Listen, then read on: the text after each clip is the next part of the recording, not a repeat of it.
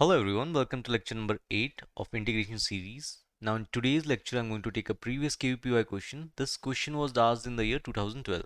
The question is, find the value of the integration from 0 to 5. Now the inside function is fractional part of x into greatest integer function, that is gif of x d of x. So now in this integration, the first thing which I'm going to do here is I'm going to write the fractional part as x minus gif of x. So I'm going to write this integration 0 to 5, gif of x as it is. Now fractional part I'm writing this as x minus gif of x. Now your question is why we are writing this as gif of x. So the answer is it will be easy for us to integrate this function if we get both of the functions in the terms of gif of x rather than dealing gif of x separately and fractional part separately. It will be difficult. Now I cannot integrate this function from 0 to 5 because I know I can only integrate when inside function is continuous. Now I know that gif of x is a discontinuous function whenever x is an integer. Now I know that x is integer in between 0 to 5 at many points. The points are at 1, 2, 3 and 4. That means at this 4 points I have to break the integration. So let's break this integration into 4 parts. Okay. So first integration is from 0 to 1. Now from 0 to 1 we can directly put the value of gif of x. So gif of x will be equal to 0 here. So there is no need to write the further values of x minus 0 here because 0 into anything is 0. Plus next value is 1 to 2. And why we are breaking, again I'm explaining, the inside function should be continuous.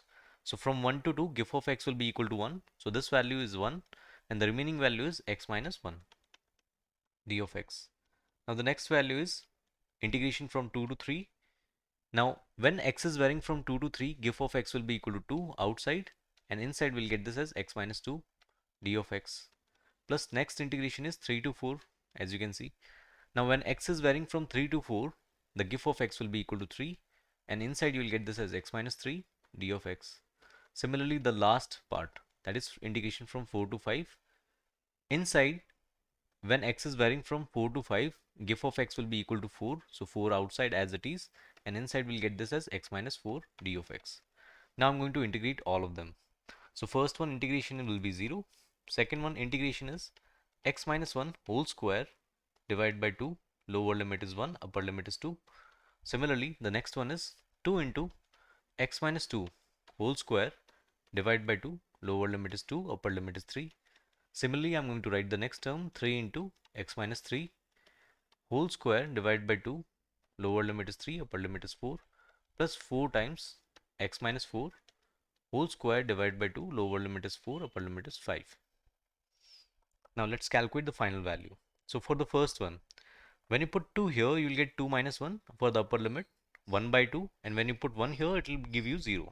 So I think this is 1 by 2 plus the next one.